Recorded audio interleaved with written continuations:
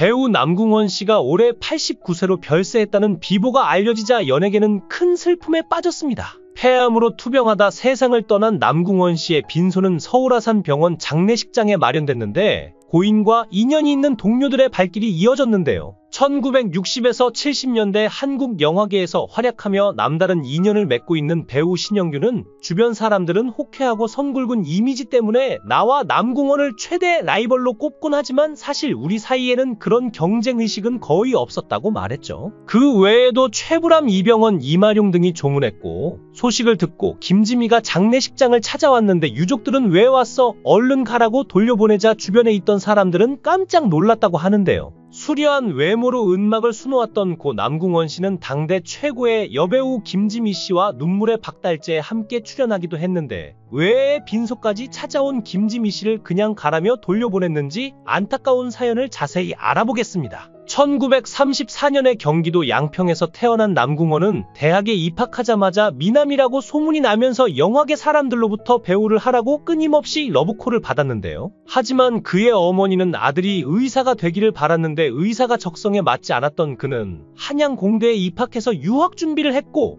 콜로라도 주립대학에서 전액 장학금을 준다고 통지가 오게 됩니다. 남궁원은 그렇게 미국으로 유학 가서 대학 교수가 되려고 했지만 갑자기 그만 어머니가 자궁암 3기 진단을 받고 투병을 하시게 되는데요. 당시 의사는 수술에도 가망이 없다고 했지만 남궁원은 어머니를 치료하기 위해 동창의 아버지였던 아세아 영화사 대표 이재명에게 찾아가 배우로 데뷔하겠다고 선언하고 큰 돈을 받게 됩니다. 그 돈을 치료비에 모두 쏟아부었지만 어머니는 3개월 후 안타깝게도 그만 세상을 떠나시게 되었고 남궁원은 어머니를 차마 보내드릴 수가 없어 병풍 뒤로 들어가서 드러누운 채 어머니를 끌어안고 내내 끼고 있었다고 합니다. 그는 어머니의 다리를 만지면 여전히 뜨끈뜨끈하고 하루가 지나도 뜨겁고 그래서 3일을 먹지 않고 계속 붙들고 있었는데요. 친척들은 그런 남궁원을 보고 저 새끼 죽는다. 제 엄마가 데려가려고 그런다라면서 떼어놓으려고 했지만 남궁원이 절대 떨어지지 않아서 어쩔 수 없이 5일장을 지내게 됩니다. 그는 후에 밝히길 당시 9월 초 아직 더운 날씨였는데도 어머니의 시신에서는 냄새 한 번 안 났다고 하는데요. 그렇게 너무 밤을 새워서 제정신이 아닌 상태로 어머니의 장례를 치르자마자 영화사에서는 촬영 날짜를 잡았으니 남궁원에게 오라고 연락이 오게 됩니다. 이미 돈을 받았고 약속을 했으니 안 지킬 수도 없었던 남궁원은 결국 아버지와 상의를 하게 되었는데 아버지는 딴따라는 애미가 죽어도 무대에서 그걸 못 멈춘다라고 말씀하셨고 결국 애초에 배우가 될 생각이 없었던 남궁원은 마음은 심란했지만 이것도 운명이려니 하고 영화계에 들어서게 됩니다. 결국 그는 몇 년 뒤 신상옥 감독이 세운 신필름의 전속 배우가 되고 스타로 발돋움하게 되는데 후에 신상옥 감독이 별세했을 때 조문했을 정도로 일생 동안 다수의 작품에서 신감독과 함께하게 됩니다. 그는 데뷔 초만 해도 멋진 외모에 비해 연기력이 부족하다는 평가를 받았지만 꾸준히 노력한 끝에 나중에는 연기력에서도 인정받는 배우가 되었고 당시 인기 여배우였던 도금봉과도 교제하며 동거까지 하게 되는데요. 장래가 유망한 미남 배우와 아이가 둘 달린 인기 여배우가 동거까지 한다고 알려지자 당시 사회에서 그들은 많은 이들의 입방아에 오르게 되었지만 도금봉과는 얼마 가지 않아 결별하게 되는데 그 이유는 도금봉이 두 아이의 장래 문제를 걱정했기 때문이죠. 당시 남궁원이 활동하던 시절에는 대한민국 영화계가 정말 돈이 없던 시절이라 남궁원처럼 품위 있는 외모와 건장한 체격을 가진 미남 배우에게 어울리는 영화가 별로 없었기에 남궁원은 캐스팅 운이 참 없었는데요.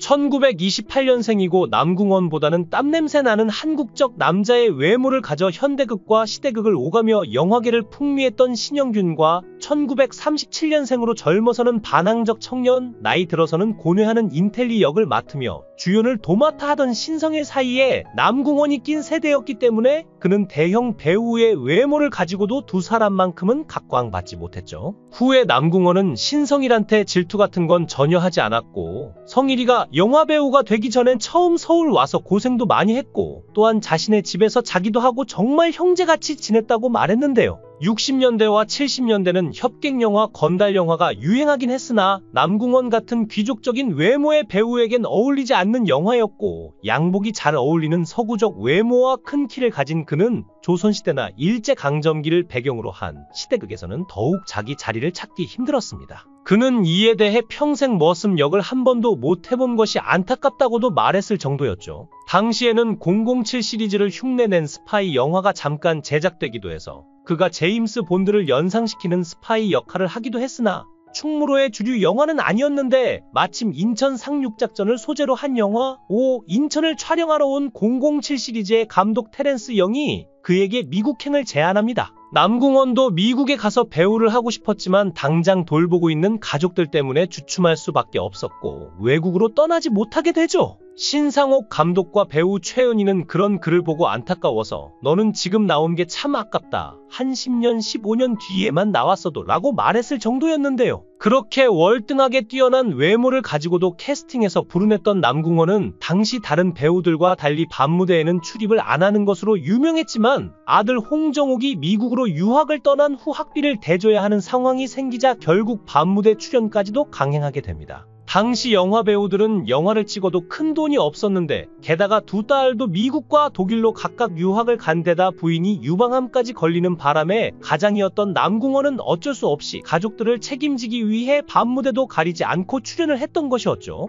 당시 그는 전국을 한번 돌고 오면 몇 천만 원이 생겼다며 그 돈이 하나같이 미국으로 갔다고 하는데요. 그러다 아들 홍정욱이 미국에서 고등학교를 졸업 후 한국에 왔다가 밤무대에 출연한 아버지의 포스터를 발견하게 되는데 아들은 영화만 하던 아버지가 밤무대에서 노래를 부르는 것에 깜짝 놀라며 아버지께 죄송스러운 마음을 가지게 됩니다. 또한 아내가 유방암 판정을 받기 전에는 남궁원에게 아내와 동반 CF 제안도 들어왔었는데요. CF 출연 계약을 한 후 아내가 암 진단을 받는 바람에 투병을 하며 수술 전날까지 동반 CF를 찍었는데 당시 아내의 나이는 남궁원의 어머니가 암으로 돌아가셨을 때의 나이와 같았기 때문에 남궁원은 아내가 혹시나 잘못될까 걱정이 돼 10시간이 넘는 수술 시간을 기다리며 눈물까지 흘리게 됩니다. 그는 가족들을 위해 밤무대뿐만 아니라 영화도 가리지 않고 출연했고 외계에서 온 우레메 시리즈나 로봇 태권브이 같은 어린이 영화에까지도 모두 출연했는데요. 또한 남궁원은 70년대에 명동의 빅보이라는 햄버거 가게를 개업해서 한국 최초의 햄버거 가게를 열기도 했는데 그때까지 햄버거는 미군 부대에서나 먹을 수 있었던 낯선 서양 요리였죠. 하지만 당시 한국인들에게 햄버거가 너무나 낯설고 입맛에 맞지 않았던 까닭에 채 2년도 안 되어 햄버거 사업을 폐업하게 됩니다. 게다가 남궁원의 시련은 이것으로 끝나지 않았는데 어느 날 한보도 매체는 남궁원이 명예회장으로 있던 다단계 업체가 의료기 임대 사업에 투자하면 투자금의 30에서 250%까지 배당금을 주겠다고 속여 1년간 5,900명에게 3,100억 원의 피해를 입힌 다단계 사기 사건이 일어났다고 보도하는데요. 당시 남궁원은 중국으로 출국한 후 귀국하지 않아 구개도피로 간주한 경찰의 체포영장까지 발부받게 됩니다. 이에 대해 남궁원은 자신 역시 피해자라며 자신이 원적외선 치료를 받는데 한 회사에서 집에 의료기를 놔드리겠다며 대신 홍보를 해달라고 했는데 그렇게 자신이 직접 관련된 것처럼 많은 오해를 받았지만 자신과 아무런 관련이 없고 법적으로도 다 마무리된 사안이라고 해명하죠. 하지만 그 충격 때문이었을까요? 남궁원의 건강 상태가 최근 상당히 안 좋아져서 2년 전부터 투병을 하기 시작한 그는 여러 가지 합병증으로 서울 아산병원에서 입원 치료를 받았지만 건강을 회복하지 못하고 위독한 상태라는 사실이 전해지며 많은 이들의 안타까움을 자아냈었죠. 배우 신영규는 아우 남궁원이 전화를 안 받아 불안하다면서 영화인 원로회 이혜룡 회장을 만나 남궁원의 근황을 확인한 결과 위중하다는 사실을 전해 듣고 우울한 표정을 감추지 못하기도 했는데요. 그렇게 남궁원은 병원에서 장기간 입원 치료를 해오다 최근에는 자택에서 투병 생활을 하고 있었는데 휠체어를 타고 다닐 정도로 거동도 많이 불편해진 상태였죠. 신영규는 병원에서 문병이 허용되지 않아 이혜룡 회장을 통해 아들인 홍정욱에게 쾌유를 바라는 심경과 위로의 말을 전해달라고도 부탁했습니다. 하지만 그렇게 쾌유를 빌었건만 남궁원은 결국 안타깝게도 삶을 마감하고 말았는데요. 세상을 떠난 배우 남궁원의 빈소에는 영화계 인사들의 발길이 이어졌고 영화 및 연예계 인사들 외에도 정몽준 아산재단 이사장,